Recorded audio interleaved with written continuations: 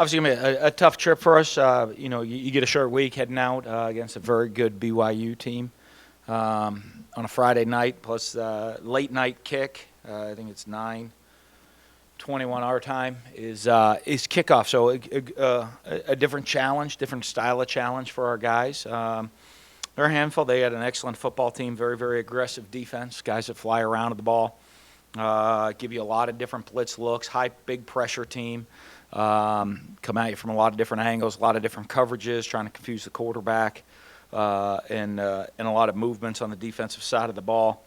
Offense, they got a 6-year senior quarterback. I think he's 6 years that he's been there. I know he's suffered some injuries, but obviously is a great winner, great competitor, can run, throw, beat you a lot of different ways. A tailback that is a big-time player, some tough matchups at wide receiver. So a great challenge for us against an excellent football team. And we gotta get ourselves ready to go. We got to play a very, very high level, execute at a high level in all three phases of the game. I think our kickers, they're excited to go out there and kick in Provo. I feel like they're going to get a little extra pop, they think, on the ball, they said. So kicking with the altitudes, I think it's an exciting game for kickers. So questions? Speaking of that altitude, you talk about getting your players. I know you can't really do it in 1 or 2 days, but talk about getting them used to the altitude. I'll be honest. I don't know that it has much of an effect on you, to be perfectly honest with you. On the game, I think it's more in your head than anything else. So I don't think it'll be a big issue for our guys. How have you had to change up the schedule this week with the short week? Well, you kind of lost a day.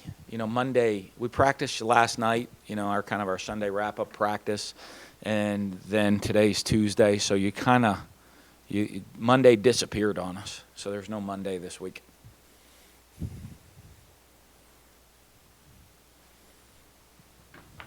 And then we're practicing at night, just with the game time kick. So you gain a little bit more time preparation during the day, is what we're doing, and then practicing later at night. You talked about the highs and the lows can affect a young team on Saturday. How do you prevent the low from Saturday leading into this short week? Well, they got to one is they got to put it behind them. I mean, being a young team, it can help in some ways, and it can hurt in some ways. Depends, on them and the attitude, the leadership of our older guys, how they handle it. And facing adversity. The best way I know how to deal with adversity is to get back to work. Since I've been here, that's always kind of been our deal. We've faced all kinds of highs and lows in the 8 years that I've been here. And, I'll be honest with you, deal with the high, you get back to work. You deal with the lows, you get back to work. And so that's the mindset we've had with the guys on the team. Talked about their quarterback, Taysom Hill. Is there somebody you might compare him to, just kind of watching him on film? Oh, boy. I don't know. I mean, he's a unique player, Maybe like Tim Tebow in that way, that he's a physical runner, will yourself to win guy, He's not going to make dynamic plays running with the ball until all of a sudden he breaks into the open field and no one catches him. He runs physical, and you think you got him in the pocket on, he really shows up on 3rd and 4, all of a sudden, or the game's on the line, and he just finds a way to scramble, stay alive, and sometimes he'll tuck it, something run, sometimes he'll throw a pass and beat you that way. He just, he's got that it factor as a quarterback. You mentioned after the game that Kevon wasn't able to play in the second half. You kind of expect to get him back? We'll see. I think, he didn't go yesterday, but we'll see as the week goes on how he's going to be. You talked about the kickers earlier. You've had a different kickoff guy the last few games. Yeah. Is that just because of Logan Cook's knee? Or? Yeah, he had the knee issue, and he didn't think he could kick off. So, we had to make a change there. So, it just our kickers – it should be easy, but they've been banged up. Logan obviously was dealing with the knee. Weston's been dealing with some back issues, so he didn't practice the whole 2 weeks of the bye period. He practiced, I think, 1 day. So hopefully we're trying to get those guys healthy and get them through to be able to function in a game.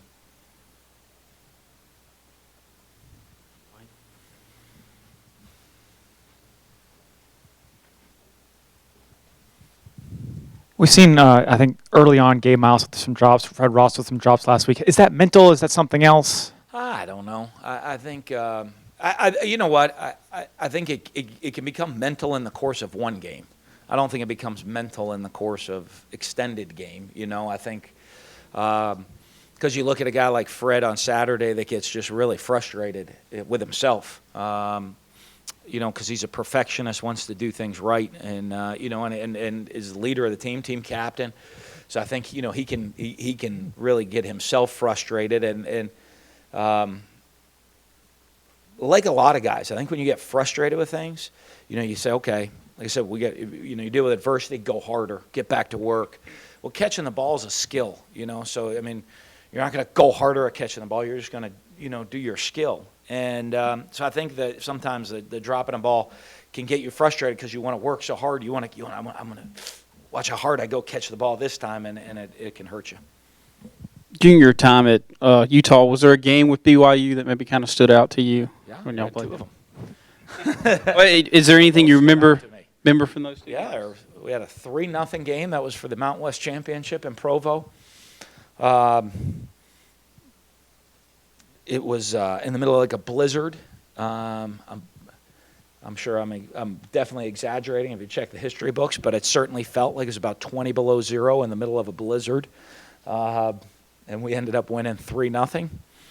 And then the next year, College Game Day was at Rice-Eccles Stadium in Utah.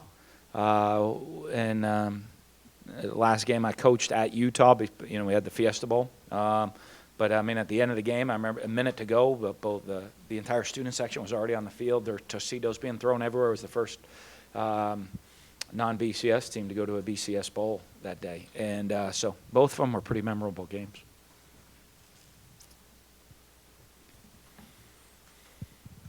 When you went back and looked at the film of the Auburn game, I know you talked about building this program on relentless effort. Did you see a lot of that when you went back and looked at it? Yeah, you know, like I said, it was very similar to what I saw after the game. I think our effort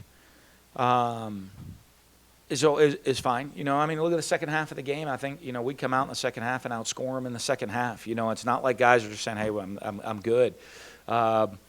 It's learning the maximum level of strain. I think there's, you know, guys, they play with great effort.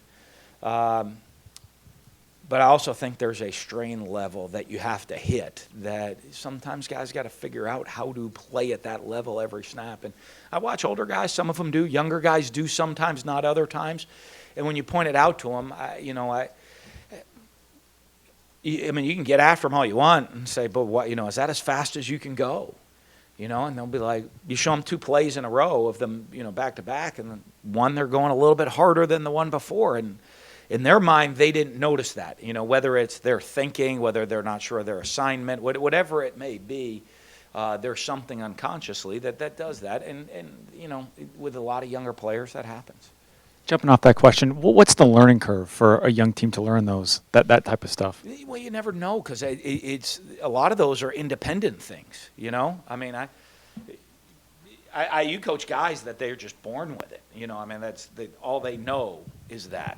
There's some guys it takes 2-3 years to, you know, to really learn to maximize. Because, you know, you look at a lot of these guys, most of them were not meant to be a negative comment, but most of them were the best players on their high school team. They didn't have to go unbelievable. They didn't have to maximum strain themselves to be successful in high school because they were physically more gifted than most of the people they were playing against.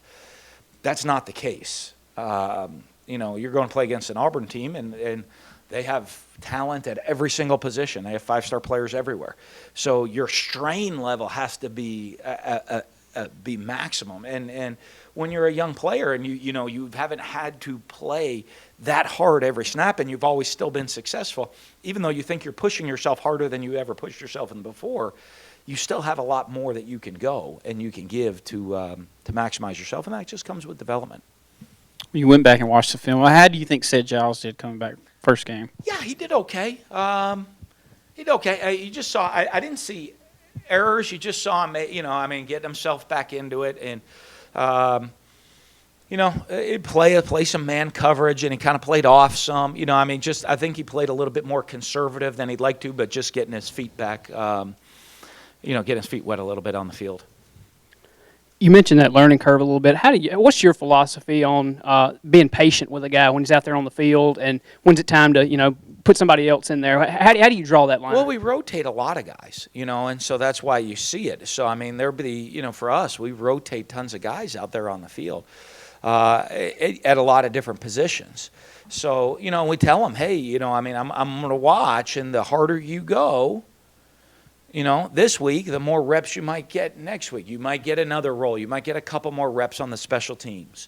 I think there's so many things that just kind of probably go unseen to the just to the regular person watching a game.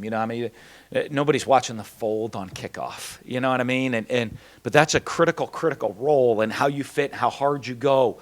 Left guard on punt is not a big celebrity position, but really, really important one. We'll see what happened if our left guard wasn't out there one play. Probably the game would turn pretty quickly on you.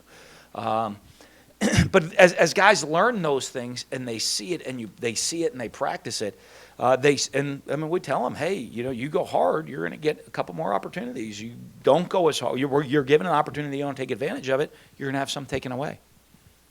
Kind of springboarding off that, Keith Mixon caught a touchdown pass late in the game when you were trying to battle back a little bit. He visited with us a little bit after the game. It sounds like he's a guy that kind of gets it. How can a young kid like that kind of help everybody else? Well, I think, one, he's a dynamic player. He's a hard worker. And he's a guy that I think you're seeing you'll see throughout the year continue to take big strides. He was a high school tailback that moved to a slot receiver, which, we've had several of those guys in the past do that. And, what you see with a guy like Keith Mixon is all of a sudden he has the ball in his hand, and it's wow. But they still learn him to be a route runner, blocker. It's a lot of things he didn't have to do in high school. He's got the ball in his hand, what to do with that down, because he did a lot of that in high school. Is learning to be the complete player. And so I think you're seeing him take strides in his route running, getting open on a route, catching a ball in tight coverage. And then, you saw after the catch, he had some big yards after the catch on Saturday in his reception. So I think he's a guy that I'm pleased with him. We thought coming in he'd be a guy that we'd be excited to watch play this year, and he's turning into that. When you got the guys back out at practice last night, did they respond the way that you had hoped? Yeah, I think one of the things. And I got to convince them. Not convince them. They just, with the short week of them, as kind of the schedule's a little bit different of just trying to figure it out and get comfortable with that. But I thought our attitude was good by the guys on the team last night. When you look at third downs offensively, is there one thing you've kind of seen, or is it maybe a mix of things? What do you think it is? Yeah, I wish it was one. If there was one thing, that'd be pretty easy because you fix the one thing, When it's multiple things, you're trying to fix multiple things. Are we putting, are we protecting the quarterback the right way? Are we making the right calls in the right situations? Are we getting looks we expect to see? If not, why are people playing us a certain way on third down? And it is there's been a wide range of things going on, and the biggest one, most things a lot of it comes down to execution. There's a lot of moving parts. You got 11 guys. If 11 guys do their job, 11 guys do their job every play, you have a chance to be successful. If 10 do their job the right way, and one makes a mistake or goes the wrong way or doesn't use good technique or, one of those things, your chance of success drops dramatically. And so it is that clean execution of everything that we do. BYU ranks one of the top of the nation in red zone conversion rate. You guys have struggled in that a little bit. How important is that matchup, and what can you do to improve in that area as well? Well, one, again, we have to execute down there. We've had, some I can tell you missed reads, missed blocks, poor protection, drop passes, you name it. We've checked the box in what not to do in the penalty, what not to do in the red zone. So for us, we got to execute better. The challenge with them is when you have a quarterback like they have down there, that's another weapon in the red zone. It makes them a very, very dangerous team. They got an excellent running back. They got size on the outside at receivers. And then if you try to take that all away, they have a guy that can make it happen on his own at the quarterback position. And that's what, be honest with you, when we've had great red zone offenses, that's a good recipe for it right there. You look at Nick Fitzgerald's attempts. I went back and looked when Dak was kind of younger. He didn't throw the ball 35, 40 times. Nick's up there. Is that how you envisioned it going, or has it been kind of just what's happened, that many pass attempts? The game, how the game's playing out, what we're doing, who we're trying to get the ball to out there on the field and spread it around a little bit more. I think probably at this point of his career, Nick might throw the ball a little better than Dak did at this point of his career. So, Dak was developing as a passer at this point of his career. So, probably all of the above in those things.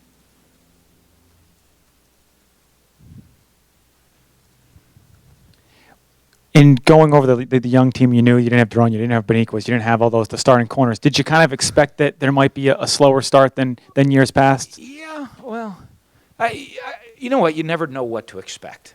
I'll be honest. The one thing I've come to learn is you can't expect anything because you never know what to expect of how guys are going to respond to situations, how guys are going to perform. I think there was certainly concern when you lost all the leadership. As we've built this program on a developmental program, and you look and there's, I think, 8 senior starters we're expecting to have out on the field that we haven't had on the field really this year. It's going to be like I said, I don't know that I expected it, but it was certainly going to be, there were a lot of questions in my mind coming into how guys would respond, how quickly guys would develop, how they would grasp onto roles, and especially early on in the season. As a coach, is there any way to prepare for those questions when you lose Daranya and Beniquez? Would you expect to be back? Gus Wally, you expect to be back? I know a lot of people went to recruiting, but you thought they'd be back. I mean, then you got Will Coleman, you got Talando with injuries, said within, you never, it's football. I remember a couple years ago, you just go back a couple years ago, we had a really young football team. We got devastated with injuries. Had to, this was only, 3 seasons ago? Had to start 3 different quarterbacks throughout the season. It was just, you're like, okay, we got a young team. We got to take some time to develop these guys. And then all of a sudden, the guys you needed out there were injured. And you started slow. Then all of a sudden, we started to build at the end of the season and went on a huge winning streak after that. And that happens sometimes. I mean, I want to win every game.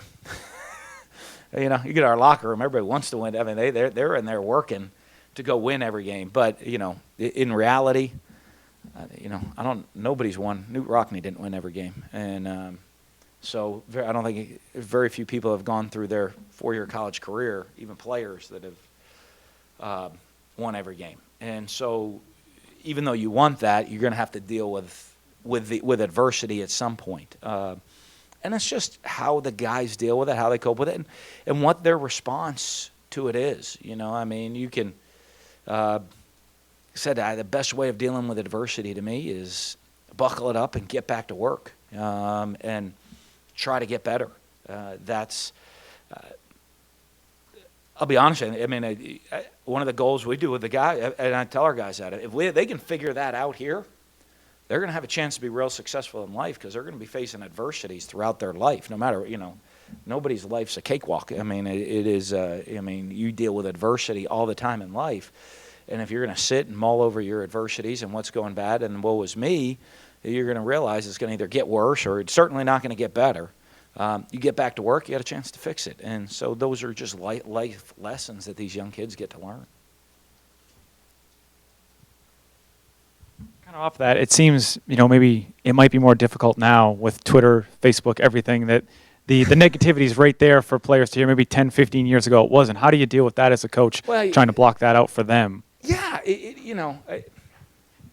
noise. There's so much more noise on the outside. Used to be like you guys would write an editorial. Now everybody writes in there. Right? Making it look like it. I guess it's like calling plays, right? Everybody can call a play. That coaching stuff, you hear. I guess if you check my Twitter, the coaching doesn't seem real hard, right? But if you check my Twitter, the editorials aren't real hard either. Everybody can write one. You know what? You just got to, honestly, the kids, and what they have to do is block it out. I always say is, did anybody, no, I remember my dad used to, when I was a kid, I tell him this story all the time. Not against my dad, but I'd go play a game, and he'd be like, well, why were you doing this? Why were you doing that? I said, how do you know what I was doing? Were you at practice all week? You have no idea what was going on out there. You didn't even know the game plan, So, one of the things you have to tell them is when you're in that room, everybody knows in that room, we're sitting there studying the film. You know when you played well. You know if you played poorly. You know if you give great effort. You know that you can improve. The hard one is all the noise on the outside, and it's tough, and some guys struggle with it more than others. Well, this is happening, that's happening, and boy, when the reality's right here, you go turn on the film, sit in the meetings, go out to practice. The reality hits you in the face every single day of where we're at, what we need to do to improve. Everybody within the building, and what you have to do is learn to live in the reality, not in the perception world. Live in the real world of what actually is going on. Kind of considering all that, when you think about the guys that you lost in Twitter and Facebook and all the social comments and stuff, would you say that this year might be your most challenging job since you've been at Mississippi State? I don't know. It was a challenge a couple years ago. I know that. Every year though brings. I don't know that it's different. They're different challenges. I'd say this. The challenge with all the other stuff is the expectations around here have changed. When I came, I think when I got here, the expectations were, hey, if we can go to a bowl game every once in a while, that'd be great.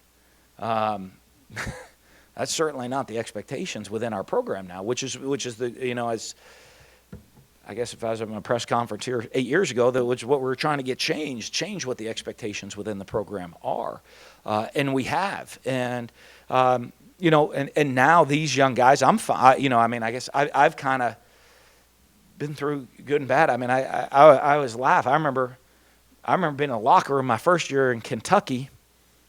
I think we got a big win to push our record to like 3-5. You should have seen the kids dancing in the locker room and all. And I tell our guys that now, the expectations of the players have changed. Mine, it's still, we're sitting there working, trying to improve, trying to develop players.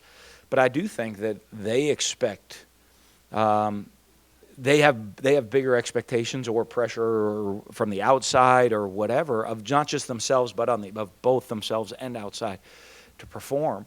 And so that makes it challenging. But every year brings a different challenge. This year is just last year was a challenge. You know what? The year before that was a challenge. Guys, what are we, 5 games into the year so far? So, go back 2 years ago, we were dealing with a challenge of getting ready to be number one in America, and dealing with being the number one ranked team and the challenges that brought. So every year just is a different challenge. And, our job is to develop the players, keep them focused, try to get them to perform the best, to their best on a Saturday.